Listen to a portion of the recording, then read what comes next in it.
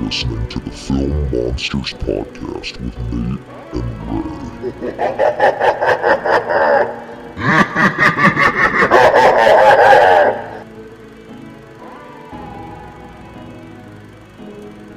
Welcome to the Film Monsters podcast, the only podcast that we have to film on Earth because there was no room left in hell. I am your co-host, the very ghoulish and devilish Ray. And I am your co-host, Nate, the undead demon king, I suppose.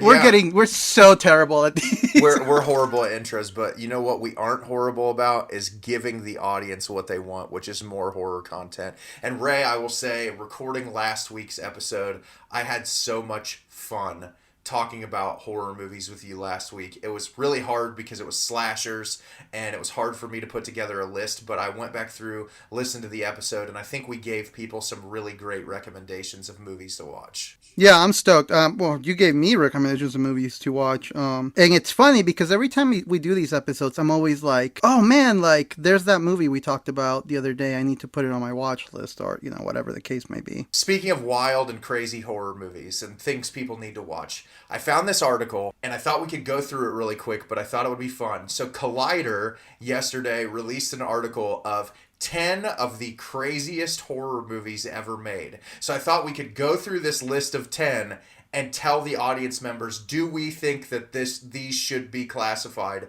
as 10 of the craziest horror movies ever made? How do you feel about that, sir? I feel good, but I feel like we need to give a little disclaimer before we start, though. I would just like to say, be careful how you listen to these episodes, because whatever you listen to, you might conjure up in your home, just like Hocus Pocus is haunting Texas right now. Yes, that is wonderful. I love that so much. Be careful what you wish for. So, are you ready for me to get into this list? We can talk about whether or not we think these movies are crazy enough to be considered the craziest ever made. Let's do it. All right, so coming in at number 10 is a film that you may have seen. I'm not 100% sure. I may have watched it once or twice, but it's Sam Raimi's Army of Darkness. Are you serious? Yes, that would be number 10 that on the craziest horror films ever made is Sam Raimi's Army of Darkness. I mean, I guess I would say crazy because it's just a wacky movie. I don't think it's crazy because it's outrageous or like over the top. I think it's just so wacky. Yeah, I completely agree. I think what makes the movie so unique, Sam Raimi obviously toned it down. I'm pretty sure the film got an R rating, but it probably could have been PG-13 because of how tame it is. But I think like the whole thing of it being set in the medieval times and like just kind of how goofy it is with the past and the present colliding. I'm sure you could say that's crazy or wild or whatever, but I don't think it's wilder than Evil Dead 2. I think that's probably the wildest of the bunch. Yeah,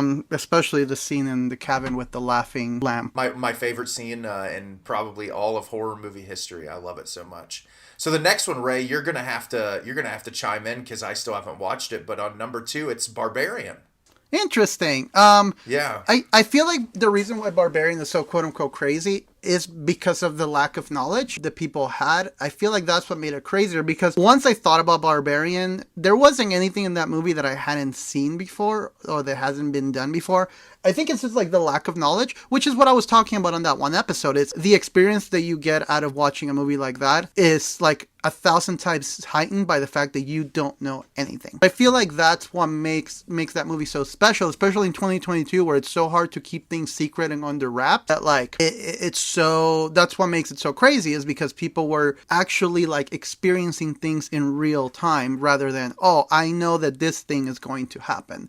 Like I said, when I watched the trailer and I saw the Justin Long name, I was like, Justin Long is in it? I don't think I ever saw him on the trailer. So like, yeah, I think it's just the whole aspect of not knowing. So then when you finally like figure out what's happening, it is crazy because you had no clue that was happening because no one ever told you, not even the trailer, which again, you know, I can't stress this enough. Please, like Hollywood, give us more like mystery when it comes to these films. Yeah, and I think that's why I watched Smile last week, and I know we talked about the marketing campaign for that, but aside from that, I think I saw like a brief 30-second trailer, and that movie really took me by surprise, and I think a lot of it has to do with the fact that I didn't see any promos for it, so it made it crazier because I didn't know anything about it. So I think keeping the audience on the edge of their seat really is what helps make these movies crazier. So especially for this year, that's probably the one I've heard talked about the most is Barbarian. So I get it. Next up is a movie I have never seen, but you may have watched it, and that's the 1997 Peter Jackson film Brain Dead.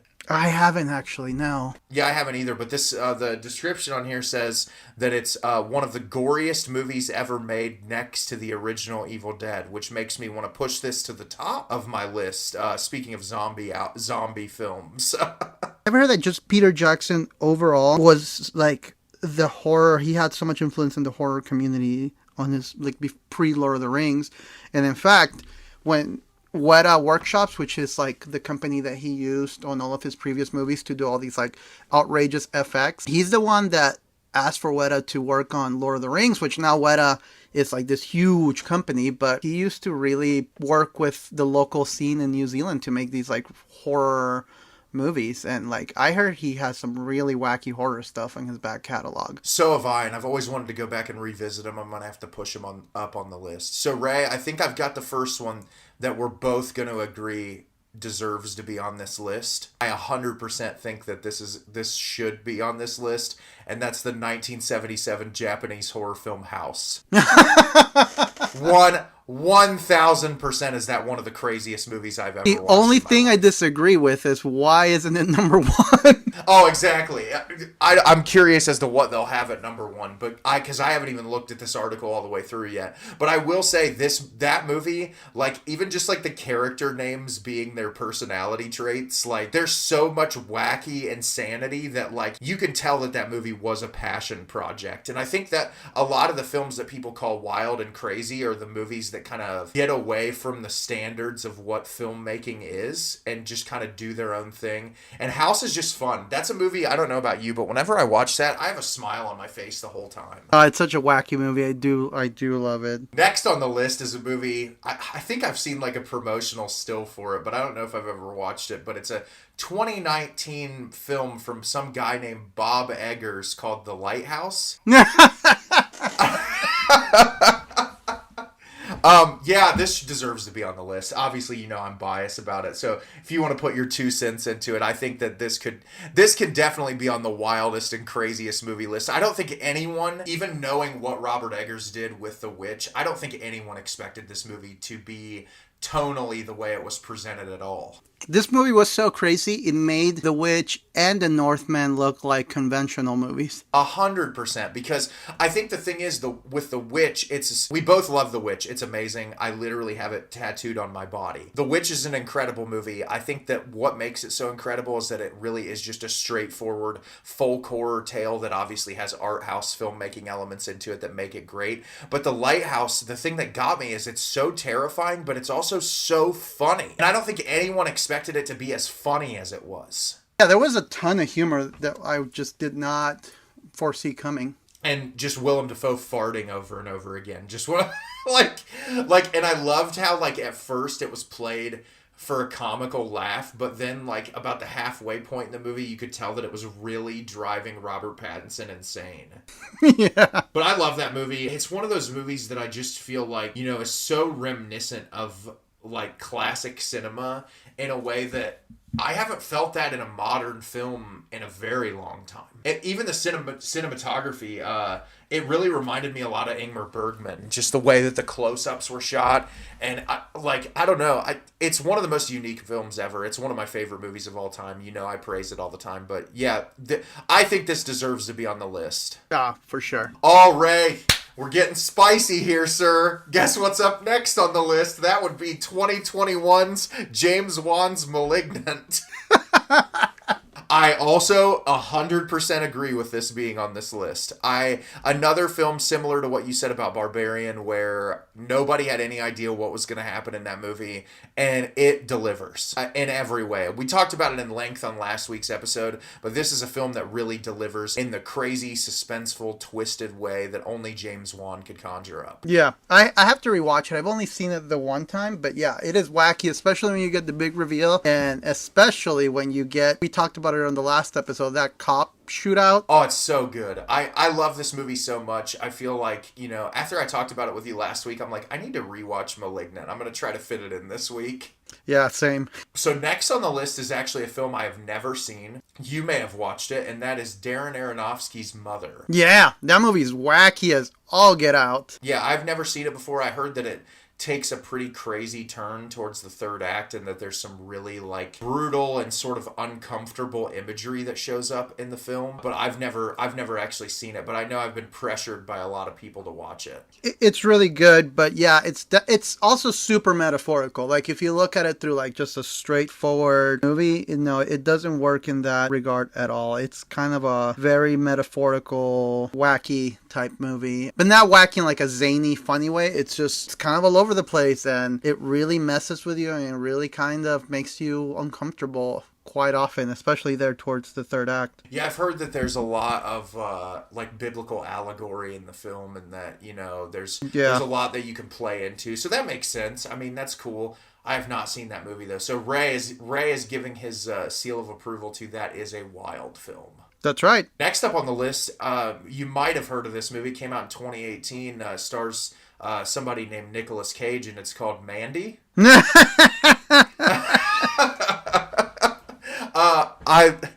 Ray and I are big fans of this movie, very big fans of this movie, and I would say yes, it deserves to be on this list. And I think why it deserves to be on this list is because if you watch no promotional material for this movie, you only knew the name and you saw the poster. The first half of this is just a really quiet, beautiful love story, and then it transforms into a brutal Nicolas Cage kill fest, which I think if you went into this movie completely blind, it would probably affect you the same way as Malignant or any of these other movies that we're talking about. I actually made the mistake of recommending this movie to someone thinking that they were into weird stuff, but yeah, they weren't quite ready for that level of weird. One of my favorite moments, and I know this isn't related to the craziness of the film, but I just want to say it really quick, Ray, because I know you'll appreciate this.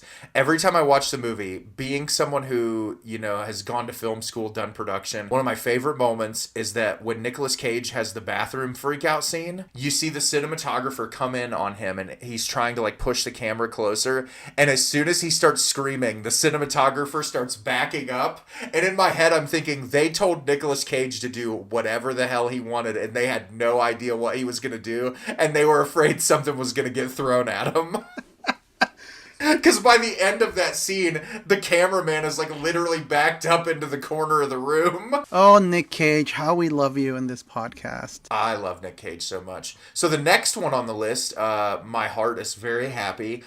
This is probably in my top 3 films ever made, and that is the film Possession from 1981. This 100% deserves to be on this list. It is truly one of the most psychologically disturbing, brutal films I've ever seen. It also has some comedic levity in it, which is pretty surprising. Isabella Gianni, the lead actress in the film, gives probably my favorite performance in all of the history of cinema. Ray, I need to get this for you so that you can watch it soon, because I want to do an entire episode of the podcast talking to you about this movie. Yeah, you're messing up, because I need to watch it. I wanted to watch it before you, but before we talked about it, but it's just so hard to find.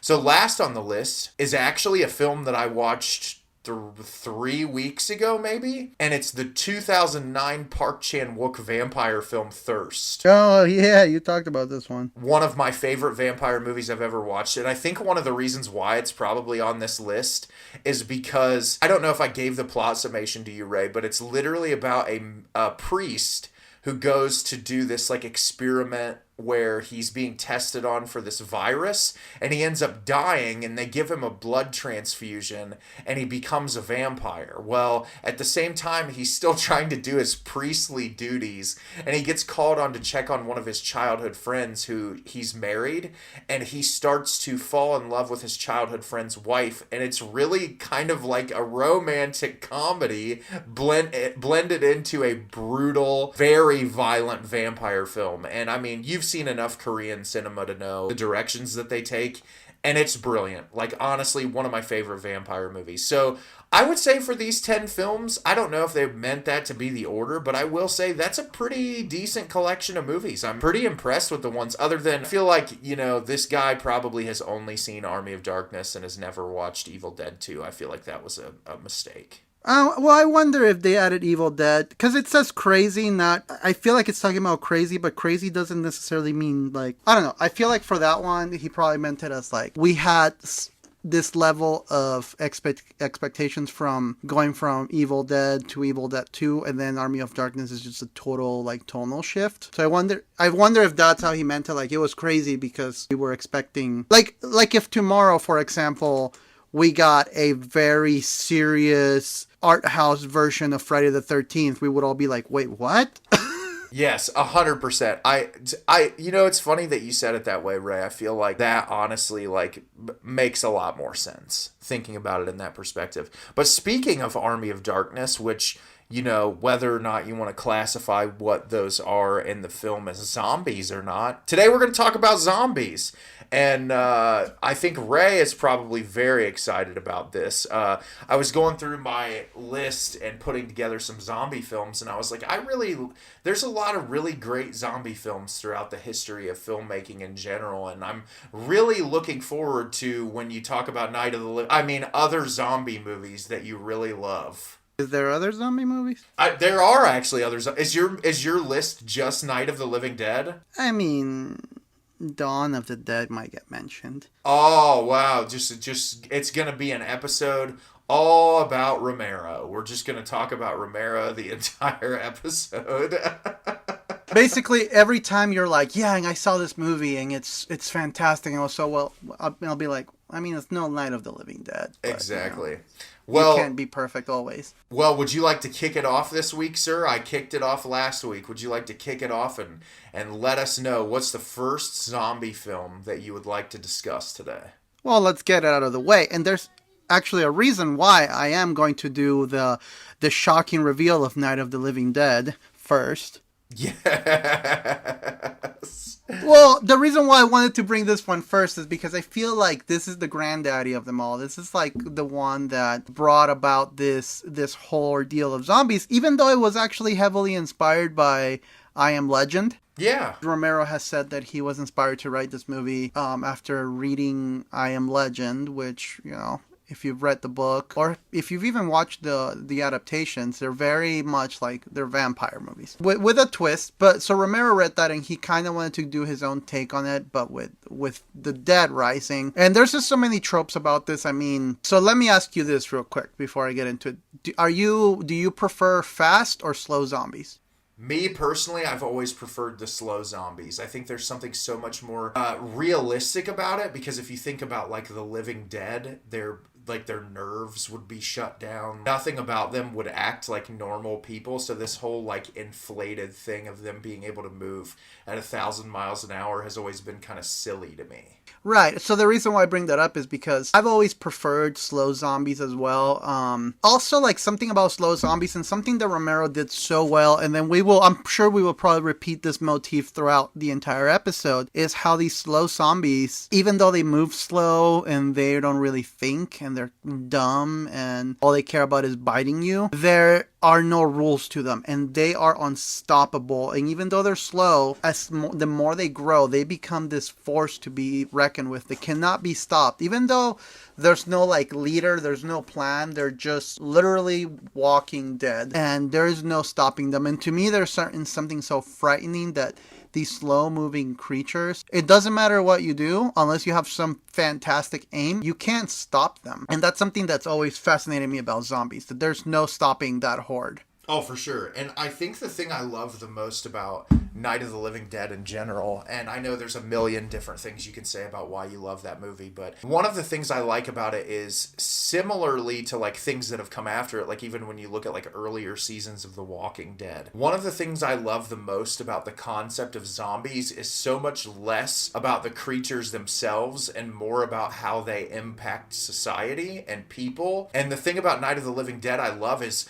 this film is so much more about the characters trapped in the house than it is the zombies. And the zombies, for a lot of the movie, they're outside. They're there. You always feel their presence because you know that threat is there. But how it's driving those people insane and pitting each other against each other. And then this whole idea of like, if you get bit, you turn. And like, is everyone okay when you run into them? Like, are they fine? And I think Romero does an amazing job in this movie of really building that tension to where you are on the edge of your seat from the first frame until the film ends. And like, obviously the third act, one of the most pinnacle scenes in all of film history, it's like you don't even really get to take a breath after that last shot because you're just like, you've been on that anxiety high the entire movie. And also, you know, we've talked about all the like social commentaries, which I actually wanted to focus more on the horror aspect of it. I mean, something I love about, specifically about the Romero movie is that, and I don't know if this was done on purpose or if it was because of budgetary means. I like to think it was because of budgetary means because it's such a low budget movie. The fact that the zombies aren't like these decayed, like rotten things, because a lot of them are fresh corpses. So of course it makes sense that they wouldn't be all decayed, rotten at the core. They're more, they seem more like fresh kills, which I kind of appreciate that. Because I feel like that makes it more frightening because it's a lot easier to confuse a fresh kill for a normal human than, you know, I would never approach someone that looks like it's rotten, but I could easily see myself approach someone that looks like a normal person with like maybe bleeding from the head, like they just had an accident.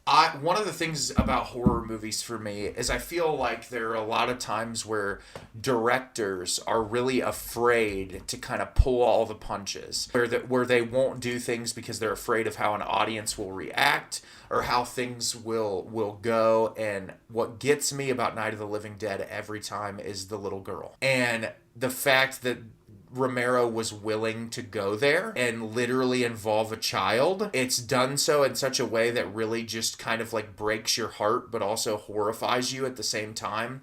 And that honestly is truly one of the most terrifying scenes in a movie to me still to this day. Well, I think also the fact that the child attacks its own parents, you know, that makes it even more frightening. And also like 1968, I mean, if you think about it, even in 2020, a child dying or being violent on screen, I mean, it's more normalized, but it still makes quite a few people uncomfortable seeing that. So like in 1968, that has gotten to be like one of the most shocking things people saw. Oh, for sure. And one of the things I don't want to skip over in talking about this movie is Dwayne Jones is one of the best leading men in a horror film I've ever watched. 1000%. Honestly, after seeing this movie so many times, I can't believe I've never seen the vampire film he's in, Ganja and Hess. I had no idea he was in that. He's the lead. So I need to watch that at some point. It was streaming on Shudder for a really long period of time, and I never got around to watching it. But he's just absolutely amazing. I think that he didn't do a whole lot in his acting career, but like just the way that he presents himself in that film, he's just so confident in everything that he does. He really just commands the room. And it's like you've said before on the podcast, and we've talked about the fact that this film was released when it was, and the huge commentary on like, you know, race in our society, and just the punch at the end of like, you got all of these white people to watch this movie who seemingly some of them were racists and not good people, who George Romero got them to root for the black man. And I think that that is such a cool thing. And I wish I could have been a fly on the wall in some of those movie theaters when this film was released and just see people's reactions. That is, if I could go back in time in an era, it would be there. I would love to see that firsthand. The only thing I'm gonna end on with this, because like, you know, it's no secret that I am obsessed with this movie, but you know, I don't want to make it a Night of the Living Dead podcast. I have a tradition every Halloween, and maybe we can talk about this in a future episode about if we have any traditions, but one of my favorite traditions for Halloween is on October 31st, you know, I will do the thing that we all do. We hand out candy, we decorate, we dress up, all that good stuff. So one of the things that I love doing after, you know, all the kids are no longer trick-or-treating, I will usually have a screen playing movies in the outside in the yard. I will put that away, and then I will make myself like something to drink. I have you know those tiki mugs? So I have a tiki mug of Leatherface. I will make myself like, you know, something to drink. Maybe I'll have some pizza and some candy. And I don't know if you're familiar, well, you probably are familiar with the concept of the midnight movie. Historically, Night of the Living Dead blew up through the practice of midnight movies, So for those who aren't aware, the movies that were deemed a little too intense for general public would get actually screened at midnight or like right before midnight, and those became the midnight movie, and those were more of the outrageous movies, and Night of the Living Dead got a huge push with audience through midnight movie showings. So now basically once 11:30 rolls around, I made myself a drink and maybe heated up a pizza or something, I will put Night of the Living Dead, and that is my like yearly tradition of watch Night of the Living Dead as quote unquote my midnight showing. That's amazing, and I actually really love that a lot. I think that's a really cool thing. But I want to say, before we move on from Night of the Living Dead, I have one question for you. It's more just out of curiosity. Have you ever seen the 1990 remake? The Tom Savini one? Yep. Yeah. Because I was reading about it, I've never seen it, but I thought that it was so cool that the reason why that film was even made is because originally Tom Savini wanted to work on original Night of the Living Dead with Romero, but he couldn't do it because he was in Vietnam. Oh, yeah. And so the reason why he ended up making it was because he wanted to do it, and I didn't realize that Romero wrote the screenplay. Yeah, a lot of people complain that movie is a shot-for-shot remake, which it kind of is, but it's like one of those, like, it's a shot-for-shot remake it's kind of like if Night of the Living Dead had a good budget. And it's frightening. It's a legitimately frightening movie. And he switches the ending, which I thought the switch of the ending was pretty interesting choice. It's a great movie. Yeah, I have seen it. I own it. I don't watch it as often as Night of the Living Dead, but I'll put it on here and there. I actually have both the scores for that one and for the Romero on vinyl. Oh, that's super cool. Yeah, I love Tom Savini, and so part of me was like, that would be really awesome to see that. And also I love Tony Todd, and I think that's a great choice as the lead. Yeah, so I actually would recommend watching it. It's a really cool movie. Like I said, it's almost a shot-for-shot remake of the original one, but if Tom Savini did the effects. That is really awesome. Well, are you ready for my first one? Let's do it. Well, this isn't a full zombie film, but I would be remiss if I didn't bring up something George Romero affiliated, and that is the 2 segments from the film Creepshow. Oh.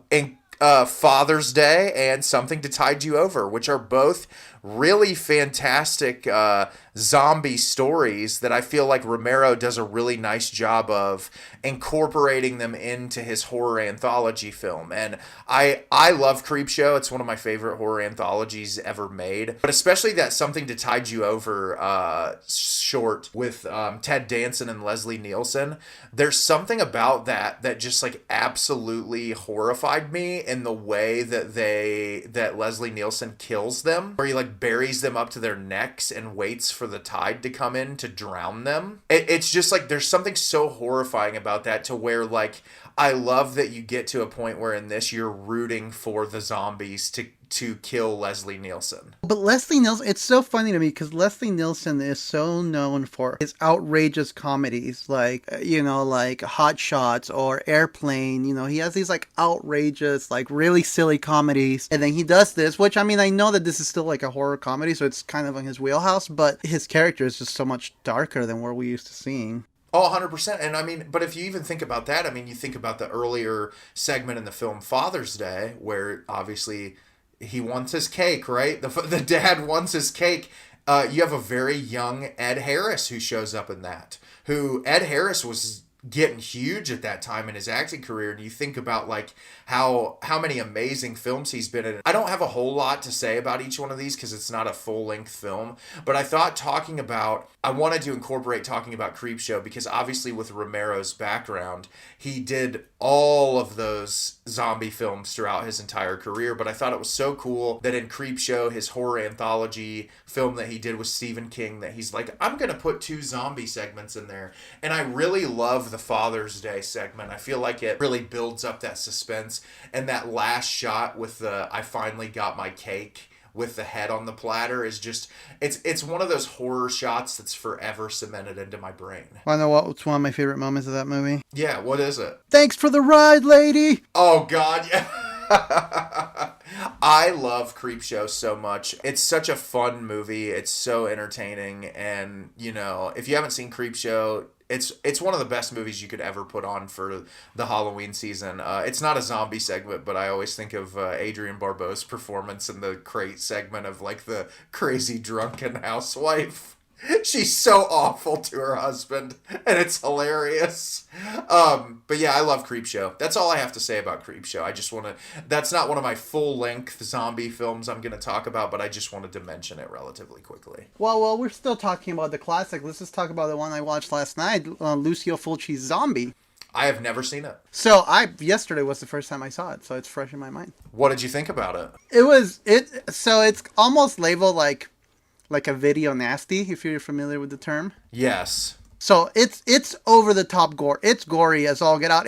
It's not as gory as I was thinking it was going to be, but it's pretty bloody, pretty violent. I mean, there's a scene where a shark fights a zombie. That is incredible. I don't know how I've never seen this movie. It's on Shudder. There's this great scene. I won't spoil it too much then, but the basically like this yacht kind of floats over to the shores of New York. They go investigate what it is, and they basically find a zombie. They don't know it's a zombie, but you as the audience, it's a zombie and attacks one of the cops, and the cop kills the cop, and they take the cop to this to the morgue basically, so they can look at the body for an autopsy. And then the movie kind of cuts there, and then you start following this girl and this guy. One of them, he's a reporter, and the girl is like the daughter of the owner of that yacht that just like floated onto the Manhattan beach, and she starts looking for her dad, and that search leads them to this like remote island in Italy, and they find two other tourists, and they go to this island, and then this island basically is like there is a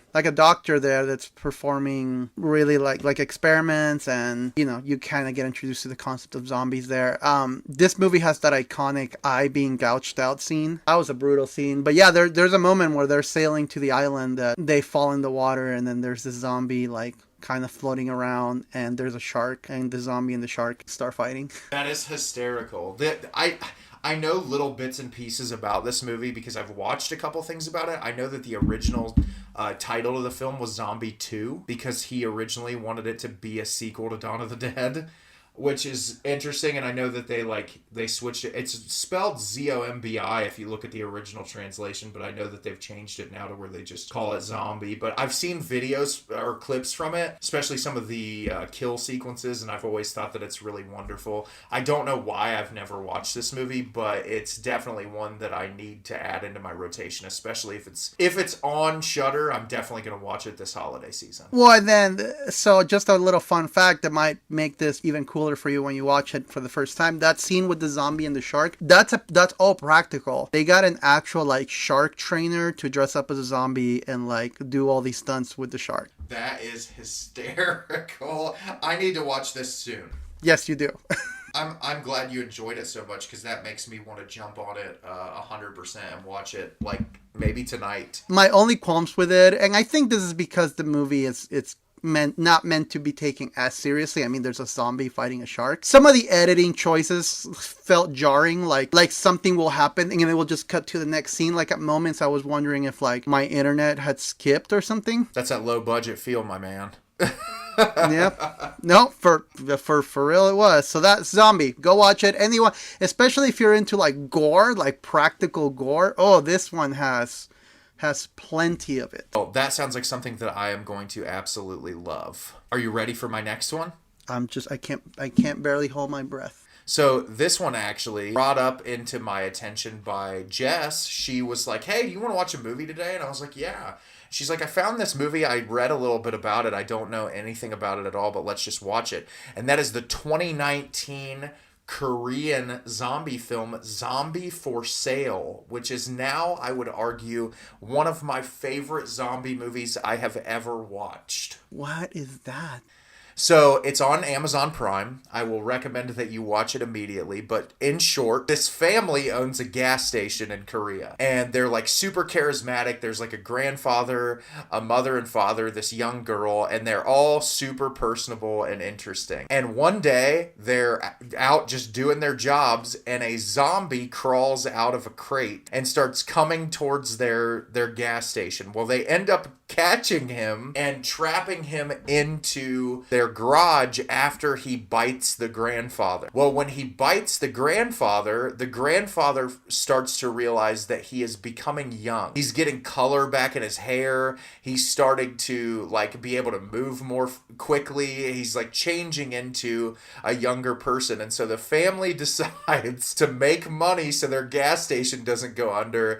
They round up all of the elderly people in the community and have the zombie bite all of them so that they'll become young. What? And it starts off as a really wholesome comedy that, like, the zombie doesn't even want to eat flesh. He wants to eat like sriracha covered cabbage. And the girl takes a romantic interest in the zombie, which is like amazing. The way they write it in is great. And then the third act takes a twist that I never would have expected, just how wild it gets. But it is truly one of the most wholehearted, hilarious, brutal. There is some brutal kills in this movie. And I actually just bought the Arrow Video Blu-ray when they did their sale, because they put out a really great Blu-ray version of this movie. But it is a gem. I feel like not enough people have even heard of it, and I was lucky enough to stumble on it on Prime Video and watch it, but I have my Blu-ray copy now, and it's going to be one that is going to consistently be in my rotation because it is a perfect horror comedy. I need to watch that. That sounds incredible. But Ray, with your love of zombie films, I feel like you'll love how much in this movie that they like pull from other zombie films, but at the same time make it its own unique thing. And what I really love about the movie too is it has this like really great character building, and you care about each one of these people, and they're all fleshed out perfectly, and it's just amazing. I could rant about this movie for an entire episode, but I wanted to talk about something that's a little lesser known. So if you haven't seen it, watch Zombie for Sale. It is brilliant. So while we're talking about horror comedies, something I love about the zombie genre is that you can have movies like Night of the Living Dead, Dawn of the Dead. I'm sure we'll talk about 28 Days Later here in a moment, but you can have these very serious, like, dark, gritty zombie movies, or you can have movies like this one, like Zombie for Sale. And I feel like the zombie genre has really embraced the ridiculousness of what they are. They've really embraced the silliness of it all, which is why I really wanted to just briefly touch base on the Return of the Living Dead. I love Return of the Living Dead, and it was on my list, so I'm very glad that you brought it up. I love that. Send more paramedics. So my favorite thing about Return of the Living Dead is Return of the Living Dead is directed by schlock auteur Dan O'Bannon, who famously... Let me stop you right there. Schlock auteur. Those are the two greatest. That's the greatest like combination of words I've heard in a long time. Well, you have to shout out and respect the guy who wrote Life Force. I mean, but one of the things I wanted to say about Dan O'Bannon, which some of you out there might not know, I think Ray already knows this, but Dan O'Bannon actually came up with the original script for Ridley Scott's Alien. And he wrote the script and he took it to the studio and he was like, hey guys, I want to make this movie. And the studio was like, this is the stupidest thing I've ever read in my entire life. The only thing salvageable is the chest burster scene. We'll buy it from you for like, I don't know, they paid him like $5,000 and then they gave it to Ridley Scott and company and said, do something good with it.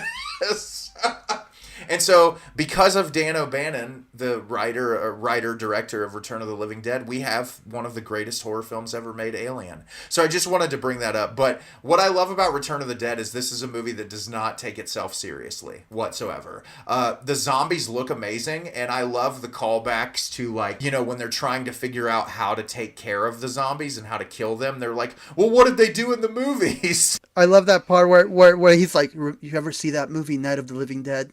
What was a real story? Oh no, Trash is getting naked again. This movie is so entertaining. It has an amazing soundtrack too. Yeah, I love it. It also stars the great Clu Gallagher, who I really enjoy a lot, and it also has Miguel Nunez, who is also in Friday the 13th Part 5. Probably one of my favorite characters in this. But what I do love is this movie is a horror comedy, but it's also incredibly bleak. Yeah. Oh yeah.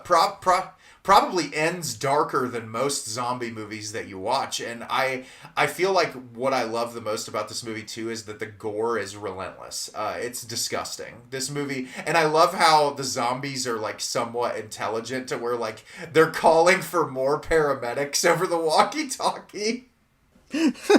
Like shit like that you would never even assume that would happen. But I love Return of the Living Dead. It's so goofy and fun, and it's one of those movies that if you've never seen it, you just need to watch. It's really just unique. It cracks me up when the half dogs come back to life. Oh God, yeah. There's some really horrific imagery, like the one zombie when they're up in the morgue that's like on the table that's like half like cut in half. Oh yeah. Talking to, and she's like, oh, like it's truly horrific. And I think we talk about it all the time. Is that balance between horror and comedy is a very delicate one. You have to know how to go about it, and I think that everyone involved in this film knew exactly the way to go about it. And I love Return of the Living Dead. I'm glad that was on your list. It's so much fun. So what's next for you then? So I really want to quickly bring up. This is a movie that everyone talks about, but it's one of my favorite zombie films ever made. I think it is one of the most brilliant films ever made, and that is the 2016 zombie film Train to Busan, which I feel like everyone talks about, but it is worth talking about because it is just incredible in every way. Rightfully so, yeah. I don't know about you, Ray, but I would say, I didn't bring it up on my list. Night of the Living Dead is obviously like the greatest zombie film ever made. This is really close. I said, no, it totally reinvents the zombie genre. I feel like for a long time we had zombie movies were so iconic, like, Night, Dawn, Day of the Dead. You start getting a little sillier.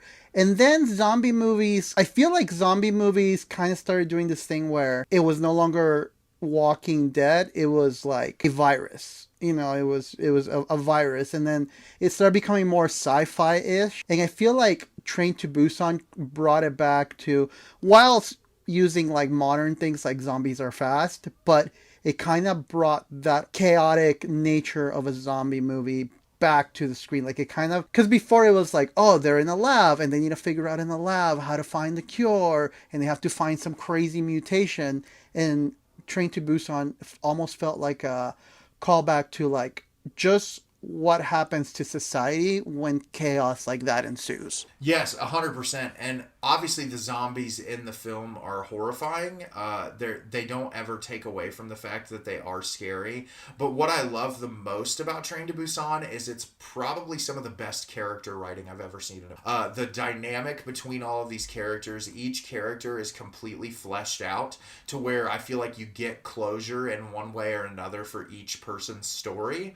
And it really just like, it's heartbreaking. It really is. Like, aside from just being a terrifying zombie movie, it is really heartbreaking when you watch it. And I have the utmost respect for filmmakers that can take a premise like that and, kind of make it so ridiculous and inflated with the concept of these fast-moving zombies while also not getting rid of the fact that, like, the core of this story is a dad and his daughter. I mean, like, and it's really just beautiful. Like, all of these character dynamics are just so amazing. And this is a film that the third act, like, this movie destroyed me. And also, the pregnant lady's husband is my favorite character in the entire film. Oh, well, for sure. Also, like, if you're not, like, at the very least, with a knot on your throat by that final scene, you are a monster. Well, and that's like, I remember the first time I watched it, Jess and I were watching it together, and I just looked over at her. We were both just like bawling at the end of this movie, and she's like, "This is so good." And I was like, yes, it is. It's just that good. And it's, I'm telling you, man, I mentioned it before, and Zombie for Sale, it's something about Korean films, man. I don't know what it is about Korean storytelling, but it is just unbelievable. They know their horror. They know their horror for sure. And I really quickly, before we stop talking about Train to Busan, want to say one of my favorite designs for zombies in all of film. I love the way the zombies look in that movie.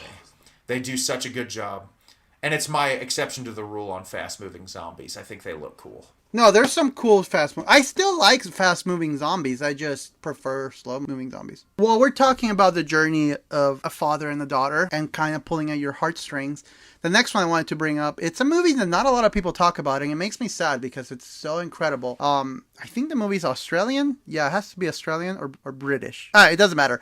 The movie, it's a Netflix movie called Cargo. I have never seen it, but I've had it recommended to me a few times. Cargo it starts Martin Freeman. Yeah, I knew that's who that was in it. Because I've had a couple people tell me to watch it, and they were like, wow, it's so good. And as soon as they said Martin Freeman, I'm like, damn, that's gotta be great, because he is fantastic. Oh yeah, no, I was in tears by the end. The premise of the movie is this. I'll just give you the premise, and I'm not going to say much about it because I want you to 100% watch it. So Martin Freeman and his wife are, there's already a pandemic. Like the outbreak already happened, and Martin Freeman and his wife, they have a baby. And they have a baby together, and they have already kind of taken a boat, and they're just sailing around. So that's kind of the safest route to sail around. But they still scavenge for food. And in one of those situations, this is all like at the beginning of the movie, his wife gets bitten and she starts turning, and Martin Freeman, they have figured out that they already figured out how long it takes for you to turn. And I think it's like 48 hours for you to turn. So when she gets bitten, he's like, okay, I have 48 hours. So he kind of goes to shore, and they find a car, and then he's trying to take her to the hospital where, maybe they can amputate her arm or something so it doesn't spread. But as he's riding so fast, they get in a car accident and he passes out. And when he wakes up, the time has already expired, and he wakes up to his wife attacking him. So he gets attacked. So now he has a 6-month-old baby that he has to find a safe haven for her in 48 hours before he turns. That sounds incredible. I need to watch this movie. So it's kind of a sad story because, again, he gets bitten at the beginning. It's no spoiler he's going to turn. It's just the anxiety that he has 48 hours to find somewhere safe for his daughter before he turns. Otherwise, he's going to eat his 6-month-old baby. That sounds like such a good movie. I'm going to watch that, especially if it's on Netflix. I need to watch that. I was in tears. I was just crying. I'm like, this movie, kind of like Train to Busan, it just was grabbing a hold of my throat and just pulling at it. And isn't that the cool part about the zombie genre, is that you can have so many different themes and motifs and things going on that are related to, just being surrounding that story. You can do a comedy, you can do a drama, you can do whatever you want, and just have that zombie bit being the through line. I think that's so cool that you can get all kinds of stories from that. Yeah, no, I love it. I love it so much, and I'm so excited to for you to watch it because I'd like to hear what your thoughts are on it. Absolutely. I can't wait to tell you about it. I have another little-known zombie movie that you may or may not have seen, but I would be remiss if I did not talk about this movie. And it is streaming on Shudder, and it is called One Cut of the Dead. Okay, so fun story. I actually started watching this movie last night. And I've been kind of sick lately, so I haven't been feeling the best. And I fell asleep like 10 minutes into it. Not because it was a bad movie. I was just not feeling well. No, it is. I don't want to give too much away. So you started at the beginning. It's about a film crew shooting a low-budget zombie movie that actually get attacked by zombies. Yeah, in fact, last shot I remember is, and again, it's the very beginning. Like the director has just kind of drilled into the girl, and they're trying to comfort her as she just got eaten, just destroyed by this director. And that's kind of when I passed out. Also, I don't know if you noticed, because you only made it 10 minutes into the film, the first 40 minutes is one take. Seriously? Yes, they never cut. It's an entirely one take sequence. But what I will tell you is there is a twist in the movie that you will never see coming. I could like honestly, it shook me when I found out what was going on.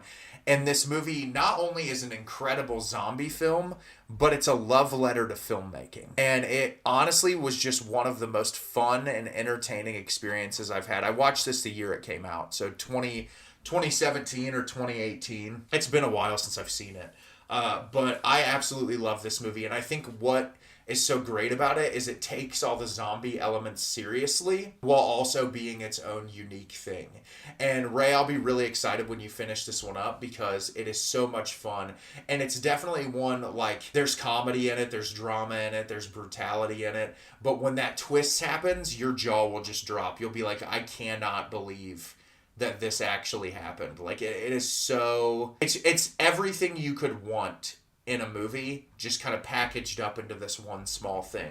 And especially with someone like you, you know, we talked about a long time ago on the podcast, we talked about a film starring the great Nicolas Cage that came out this year, The Unbearable Weight of Massive Talent. And that is a movie about a love letter to filmmaking, and this is very similar. This movie ends up being very much a film talking about, you know, the importance of filmmaking, the importance of horror and culture, like all of these elements come into play. And Ray, I cannot wait to hear what your takeaway is from this movie. It is wonderful.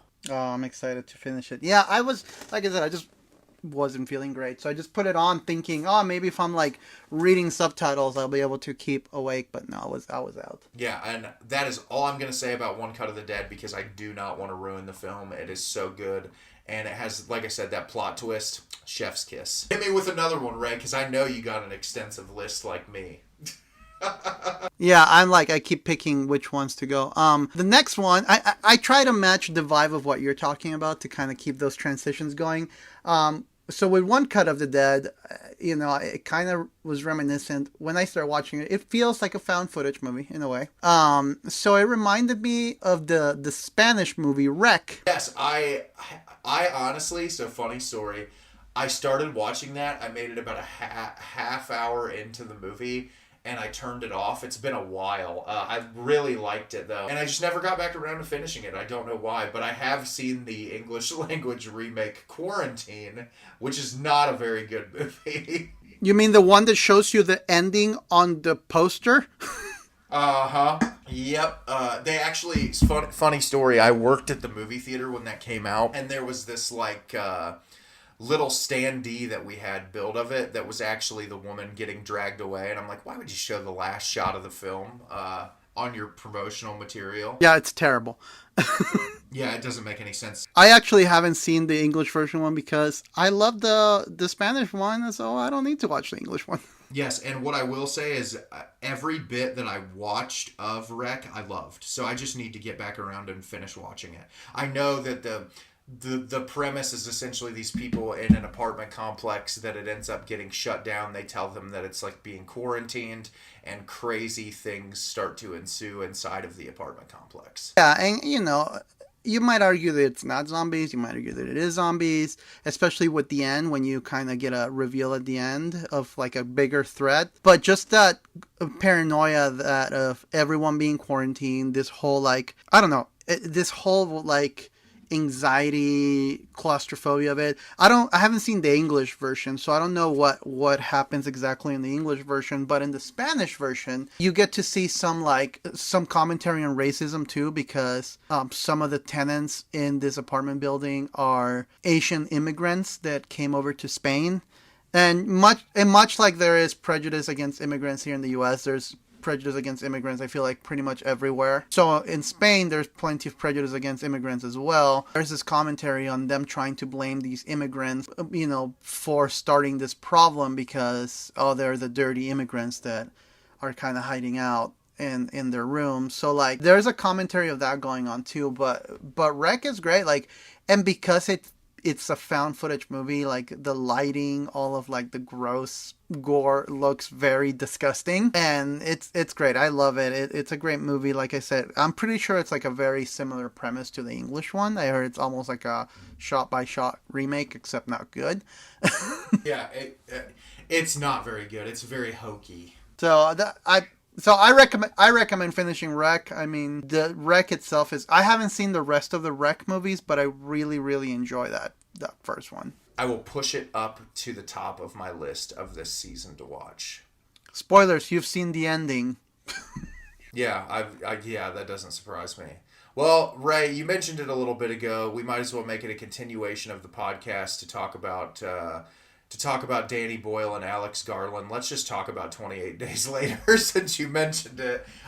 This is one of my favorite modern, came out in 2002, so I guess not as modern now, but one of my favorite zombie movies, even though I know there's a sort of a back and forth in the horror community of whether or not you'd consider these zombies. I do. I don't know. I know it's like a virus that makes people literally homicidal, but I think it's zombies, in my opinion. Oh, yeah, no, I agree too. In fact, are you familiar where the term zombie came from? No, I am not. So zombies are real. There is, in Haiti, people that practice voodoo magic. Here, I'll just read this. Like, in Haitian folklore, a zombie is an animated corpse raised by magical means such as witchcraft. The concept has been popularly associated with the religion of voodoo, but it plays no part in that faith's formal practice. But what the zombification process is that, like, in Haiti, it's a severe punishment because they do the spell. And again, I don't know how true this is, so if anybody listening, I'm saying something out of that isn't true, please by all means correct me. Basically, when they zombify someone, they cast like a spell. I don't know if it's a spell or like some procedure that zombifies the person literally, so they're alive. That's the difference, is they're alive, but it deprives them from that cognitive thinking, and they're just kind of walking around like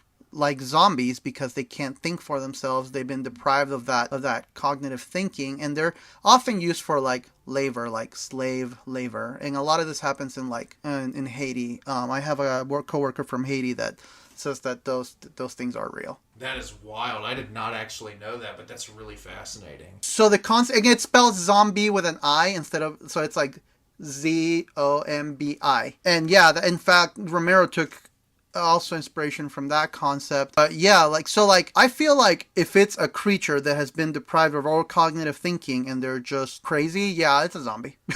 Yes, and I will say my favorite thing about 28 Days Later is the way that the virus is transmitted. Like the fact that it can just be transmitted through a drop of blood is so horrifying to me. And the film, I feel like Danny Boyle does a really good job in this movie, in particular, just kind of building up suspense and anxiety. And I love that opening shot with Cillian Murphy where he wakes up in the hospital and he's just like roaming around the empty streets of London. It's really horrifying. The atmosphere of the film is great. Just everything about it is really fantastic, and it's one that, like, typically when people ask me to make a collective list of favorite zombie movies, it's one that I always put on there. And I think that it's also a film that really shows how this type of a scenario would bring out the worst in people. Yeah, no, I love that whole aspect of it. And something I really loved about Danny Boyle's 28 Days Later, though, is that one still like shines a light on like that whole chaos that happens to society. I mean, some of those zombies are legitimately creepy. Like, I feel like this one's the first one that kind of started adding on to the whole, like, it's a virus spread by like an animal. And it's interesting and I thought it was kind of cool that they added that it's like they behave very monkey-like and they're strong. And this is more of like they are strong, they are dangerous, and it's a blood-borne pathogen. So just a drop of blood can do you in. I mean, that scene when what's his name, Gleason, I forget his first name, he gets the blood dropped in his Mad Eye Moody, when he gets the blood dropped on his eye, which probably is what made him Mad Eye Moody. That scene is so crushing because the moment the blood drops on his eyes, he knows I'm done for. And he just looks at his daughter and he's like, I'm sorry I lost my temper. I love you so much. And that just kills you because you know that's his way of saying goodbye. Yes, exactly. And it's just, they do such a great job, like we talked about in Train to Busan, of just building up these characters and making characters that you really like while also bringing in characters that you really hate. And I think that that's really, really impressive on how to do, or on screenwriting. And honestly, like, you know, we talked about Sunshine, and Danny Boyle and Alex Garland clearly have this like rapport together where they really like to work together. And I think the two of them really pull off something really special in this movie. Yeah, oh, for sure. And yeah, it's a great movie. I couldn't agree more. It totally redefined the genre and what it could do and where it could go. So yeah, I agree with you 100%. Well, what do you got for me, Ray? Hit me. I'm looking at my list and I'm trying. You know, I'll bring this one because I feel like this movie is. I would argue it's a zombie movie because it's literally reanimating corpses. It's not as chaotic as your standard zombie movie, but I do feel like it has a lot to be added. And again, you can argue that this is a zombie movie or not. I personally think it's a zombie movie, and I'm talking about H.P. Lovecraft's The Reanimator. Wow, Reanimator was also on my list. Yes, it's a zombie movie. I don't care what people say, it's a zombie movie. It's also hilarious. Oh yeah, who's gonna believe a talking head get a job in the side gig? My favorite line in that entire movie is when he's like, "What did you want me to do? Leave a note? Cat dead. Details later." That's still like one of my favorite moments. Also, poor Barbara Crampton in that film. Oh my god. she just really gets the brunt of it during that movie. No, I love this movie. I think it's absolutely brilliant. I was lucky enough not too long ago, they showed a screening of it near where I live, and I got a chance to go see it in the theater, which was awesome. And R.I.P. Stuart Gordon just passed away like a couple years ago. This movie is brilliant. I think the performances are incredible. I honestly, like, Jeffrey Combs is one of the most iconic performances in all of horror history, if you want to get down to it. And I just love the atmosphere of this movie. I feel like it's not a standard, like, it's an epidemic of a zombie outbreak. This is a guy who literally is like such an egomaniac that he wants to bring all these people back to life and doesn't realize that while he's doing it, he's literally turning people into like lunatic zombies. And I love it. It's just so much fun in every single way. And I kind of just I love that Jeffrey was it Jeffrey Combs? Yeah, Jeffrey Combs. He just leans into it. He leans into the zaniness of it, and then he took that through his career. From The Frighteners to From Beyond, like, he just took that zaniness throughout his career. Yes, he 100% did do that. And I just think it's such a fun movie. It's one of those, like, this is an easy movie to recommend to people, other than the scene with Barbara Crampton I talked about in particular. Oh my gosh. But it's typically an easy movie to recommend to people because it's just a lot of fun, and it will make you laugh, and it also has some gore that will unsettle you. Oh yeah, no, there's definitely this one. I feel like it walks a pretty decent balance of like hilarity, but also like it can get really brutal and really like it can really bring on that zombie dread for sure. And I love it. And you know, I'd be remiss if we didn't bring this one up. With my love for zombies and my love for, you know, Lovecraftian horror, it just made sense. Absolutely, I completely agree. This is a movie I'm glad you brought up because it was on mine as well.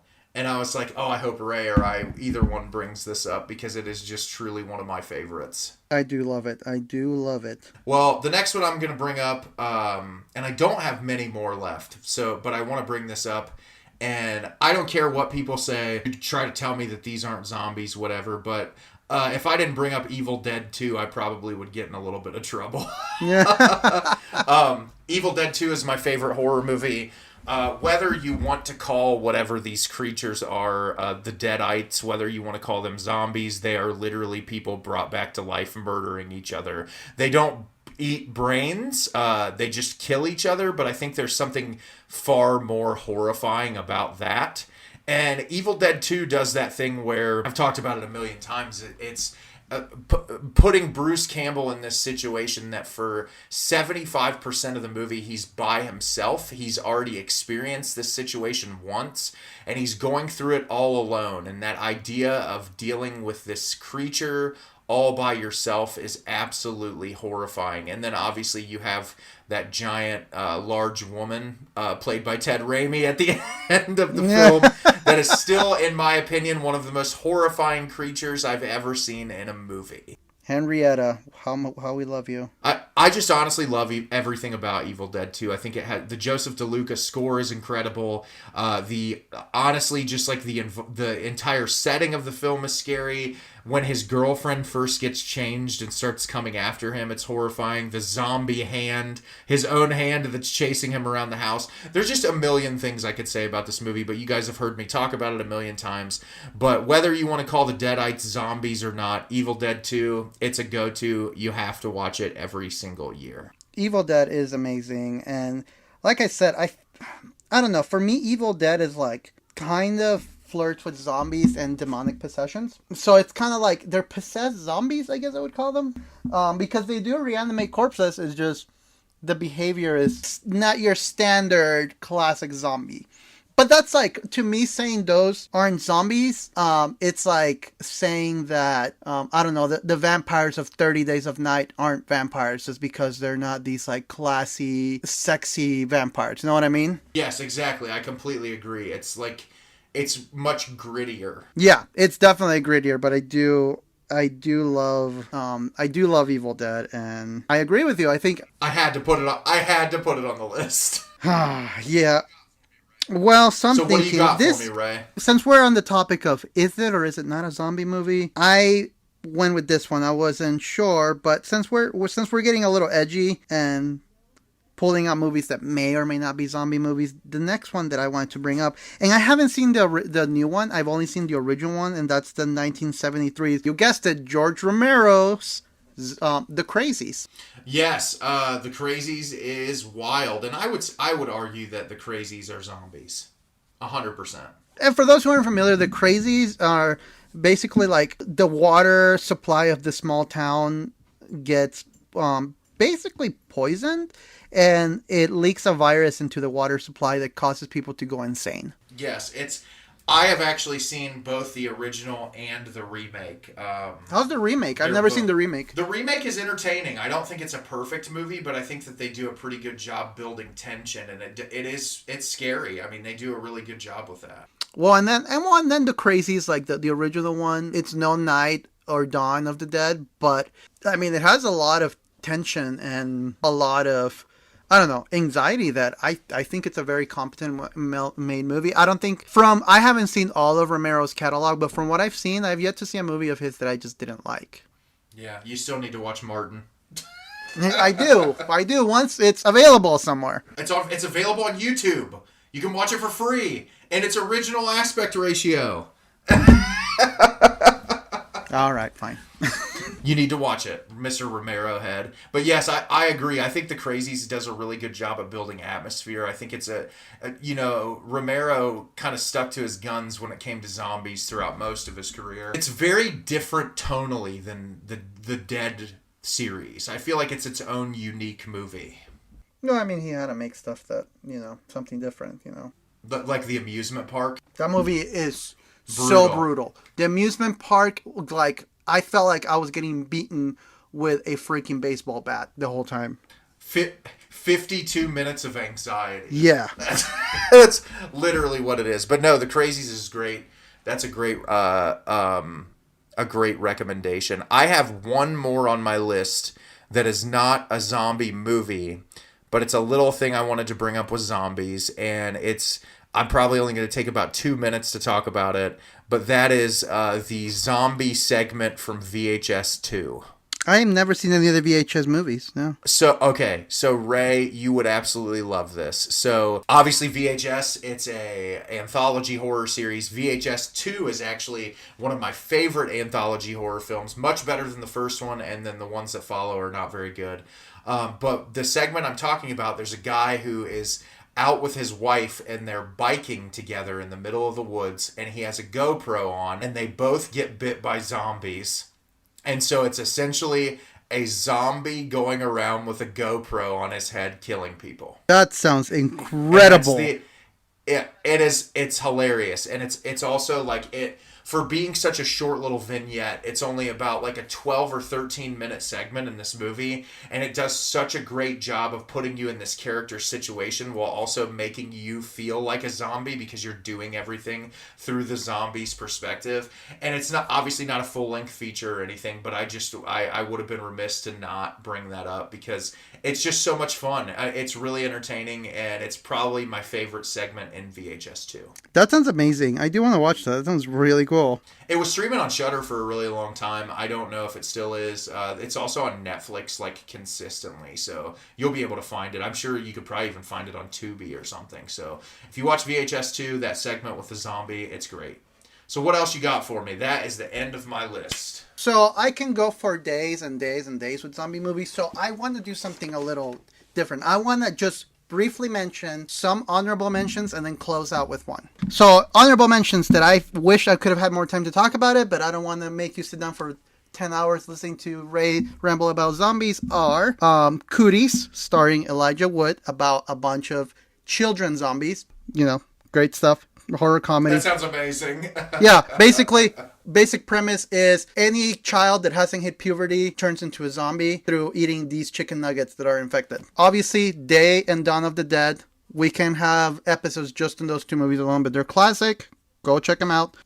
Then you have some of the funner ones like Army of the Dead and Overlord, which are a little bit more outrageous. But the one that I wanted to finish on is a little movie that you may have heard of it.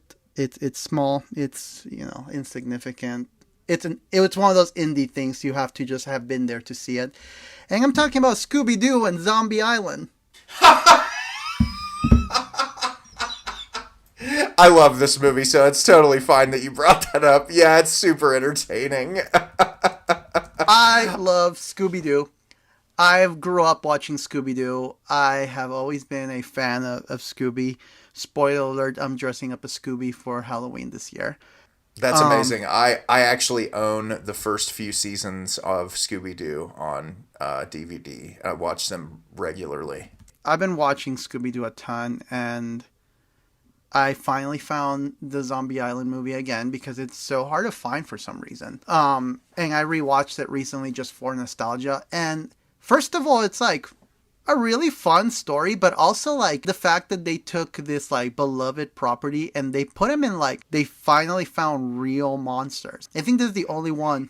Zombies are horrifying too. Yeah, they are. Like there's actually something scary about this movie. Mm-hmm.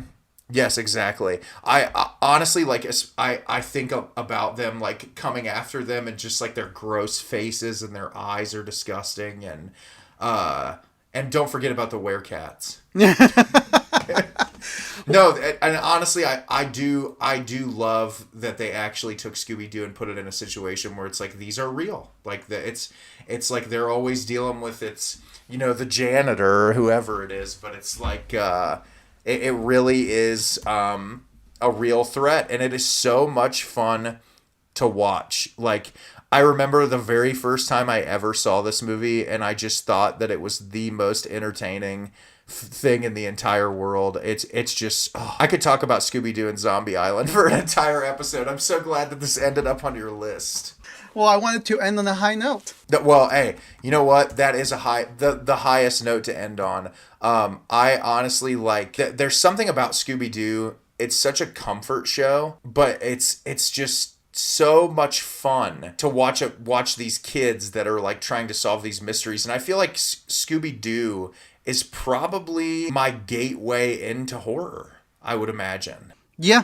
I feel one of my gateways. I feel like it is the horror. gateway for a lot of people. I love Scooby-Doo. I still and the thing is, Scooby-Doo hasn't aged poorly. Like, I feel like I've gone back to other stuff that I watched as a kid. I'm like, wow, this is bad. But Scooby-Doo, I'm like, no, this is still legitimately great. And when I watched Zombie Island recently, I was like, this movie is still like, I can see this be legitimately frightening to a 7-year-old. Yeah, 100%. And I will say the only one that comes even close to that for me is the one that has the Hex Girls in it. I just watched that episode.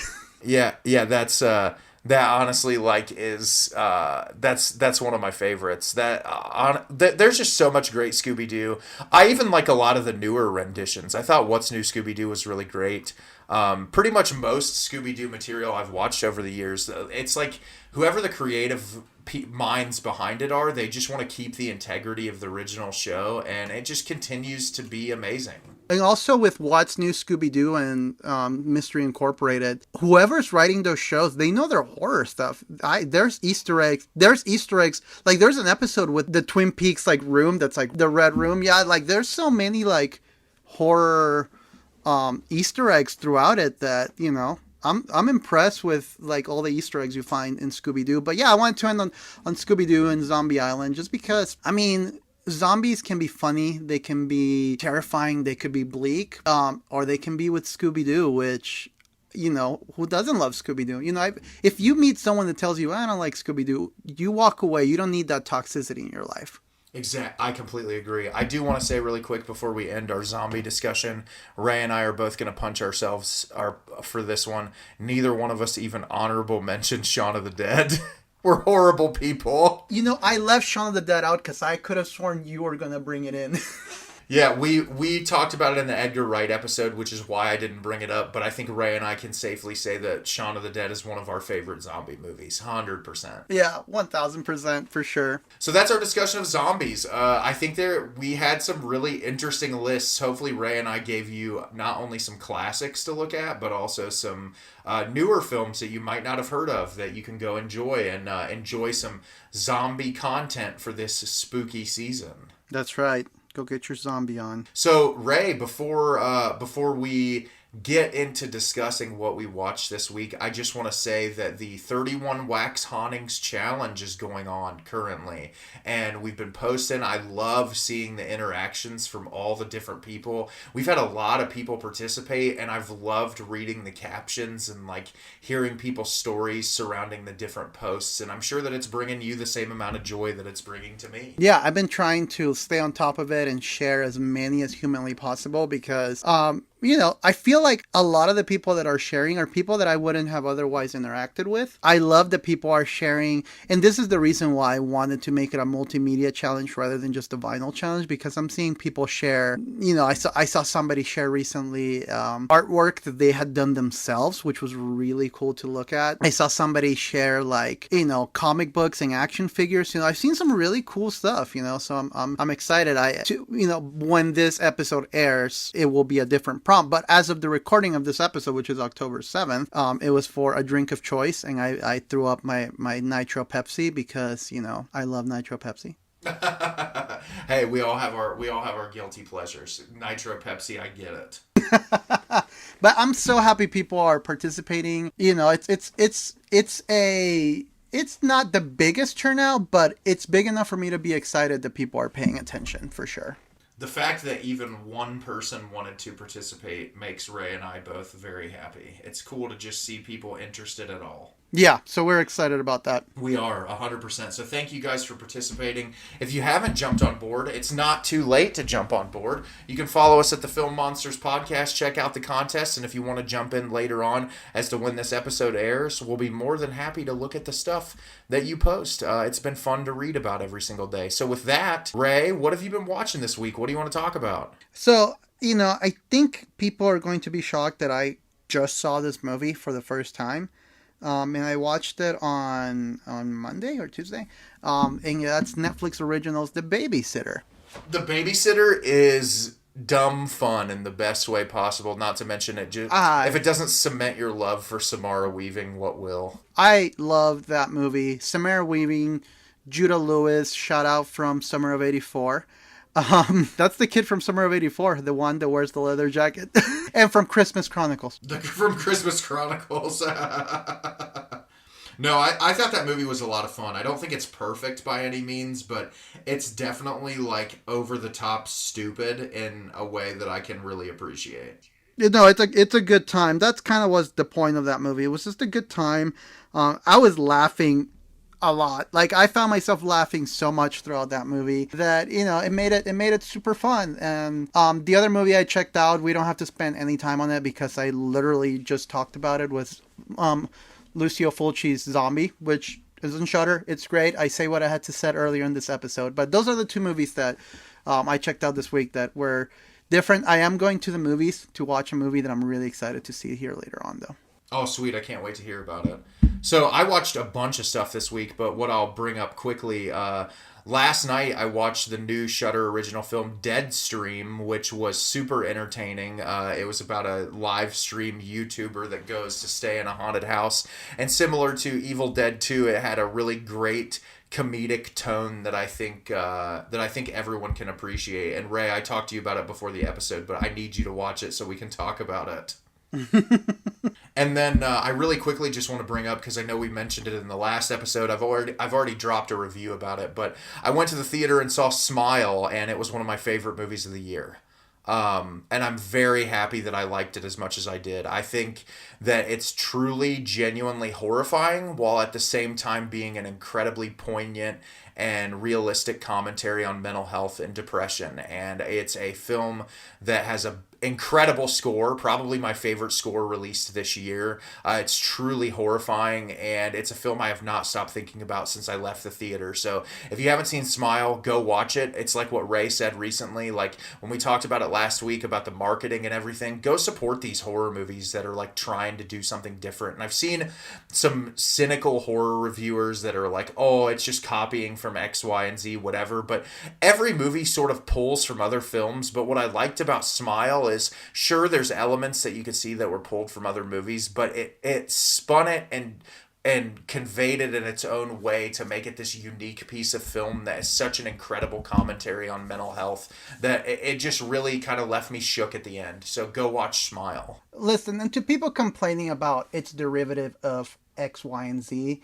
I mean, I just mentioned earlier that Night of the Living Dead, arguably one of the most iconic films of all time, was inspired by I Am Legend. So, like, everything is derivative of something. Everything took inspiration out of something. I mean, everyone talks about, like, an iconic movie that a lot of people talk about. Like, for example, like Get Out, for example. Everyone talks about how incredible Get Out was. Like, I agree, Get Out is great. But, I mean, have you seen the movie Look Who's Coming for Dinner? You know, it's like, everything is going to be... In 2022, you don't expect to find, like, the most original idea. It's been done. It's been done. I just pulled it up because I think it's really poignant, and being a film podcast, I thought that this would be cool to bring up. But one of my favorite filmmakers is Jim Jarmusch. And Jim Jarmusch has this quote that I think about all the time, and that it says, "Nothing is original. Steal from anywhere that resonates with inspiration or fuels your imagination. Authenticity is invaluable. Originality is non-existent. And don't bother concealing your thievery. Celebrate it if you feel like it." And I think that that's a really poignant quote from someone who's created so many what feel like original and amazing films, that he is still deriving his material from something else, because everything exists because you were inspired by something else. And I think hiding your inspiration makes things boring. So celebrate it. Nate. Why? I'm mad at myself. You didn't bring up The Dead Don't Die? Yeah, The Dead Don't Die. Listen, we could talk about all these movies over and over again. Dead Don't Die is fantastic. People just didn't understand it, but I thought that movie was hilarious. It was great. I love Dead Don't Die. It was hilarious. That's all I'll say about it. And Adam Driver was brilliant in it. And you know what? I think it's zombies. Do you know what? I will bite my tongue from this, but Selena Gomez was really good in it. She was great. Yeah, she was really good. She fit the role perfectly. It's fun. And Iggy Pop, my God, they put that... Jim Jarmusch loves to kind of put Iggy Pop in these crazy situations in his movies, and I thought that was great. So yeah, that's our discussion on zombies. That's what we watched this week. So next week, Ray, would you like to tell everybody what they're in for in next week's episode? Nate and I are always gushing about this little streaming service called Shudder. So we figured enough is enough. Let's have a Shudder episode where we will discuss some of our favorite Shudder originals for all of you to hear. Absolutely. And I will say, I went online. There are like 1 million promo codes available right now for like getting like discounts on Shudder, or like getting 30 days for free right now. I saw a couple people on Reddit posting about it. You can literally just type in Shudder promotional code on Google. So if you want to give it a try for like a week or something, I think Ray and I have praised it enough for that. So if you just want to watch some stuff but you don't want to pay for it, go online and do one of their free trials. But I will tell you that by the end of it, you'll want to pay for it. Yeah, for sure. We're excited to talk about our our Shudder originals. I'm excited to hear about Psycho Gorman for the 11th time. Listen, I promise you I will not put Psycho Goreman on the list since I talk about it so much. I will make sure that it's all films I have not talked about in the past. I promise, okay? Fingers crossed. So that was the episode. Ray and I really appreciate you guys for listening. We're like getting off in the spooky season as of today's recording. It's October the 7th. My birthday is on Monday, so that's when I know the spooky season will kick off, is when Monday, when my birthday hits. That's when I do the double celebration, is on my birthday. I'm like spooky season and I get another year older. You might say you double tap. Jesus Christ. Yes. So, yes, we're in the spooky season. So follow us over at the Film Monsters Podcast on Instagram. Check our updates for the 31 Wax Hauntings contest. And you can also follow Ray and I on our personal Instagrams. My Exit Unfair for me, Analog C for Ray. We always have a great time talking to you guys and getting your shout outs. And we really appreciate you for listening. We will see you next time. And go watch Zombieland, which we also forgot to mention. Yes, go watch Zombieland. Goodbye.